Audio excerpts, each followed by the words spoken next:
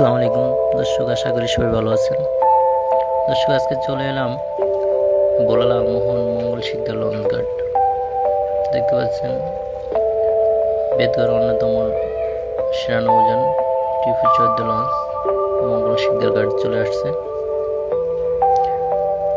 দেখতে পাচ্ছেন দর্শক, লঞ্চের 4 তলার ছাদে পর্যন্ত যাত্রী। আজকে লঞ্চে সিট পাবো কিনা জানি না।